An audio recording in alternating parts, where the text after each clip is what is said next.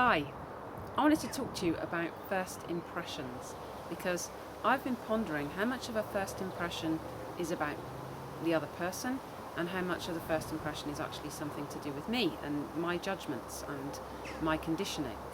And it kind of came up for me a few weeks ago when I made a video and I was inspired to share something, and before I've always kind of had my hair and makeup done, and I didn't have my hair and makeup done, but I was so inspired and my hair slapped back in a ponytail that I just made the video. And I had two comments about how my hair wasn't preferred like that, and I looked kind of severe, and it kind of threw me a bit really. And then I was wondering, well, how much of that is anything to do with me, and how much of that is about the other person? It really kind of got me sort of pondering it, and that somehow we sometimes are unable to hear a message because we're so wrapped up in what we're visually seeing. Yet it is important, isn't it? So, there are certain cases when we have to dress in a particular way. Just I posted on a forum about wearing jeans to a meeting. It was the first time I'd worn jeans and kind of felt really comfortable. I did wear jeans and and a shirt, so it was smart casual. But somebody posted,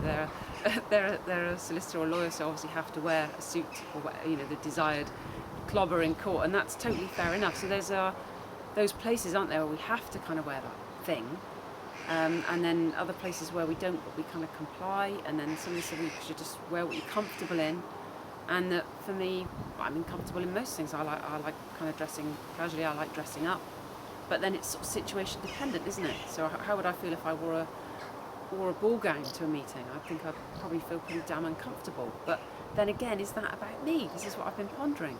How much of it is about me, and how much of it is about the outside world? And there's an amazing book called The Game by a guy called Neil Strauss, and in there's a lovely bit about this one guy who just wears completely outrageous stuff till he's broken down all his feelings of self-consciousness, because really perhaps that's what it's about. And then that kind of initial surface, what we're seeing, becomes a barrier to a true communication.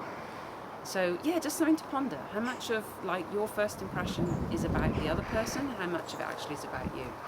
And that I love it when I meet someone where my first impression is maybe negative, or I kind of doesn't feel right or something, that now what I do, instead of thinking that it's about them and I don't want to make any connection with them, what I do now is I go out of my way to connect with that person, so I can help to break down my own barriers to life and what life is. So what do you think?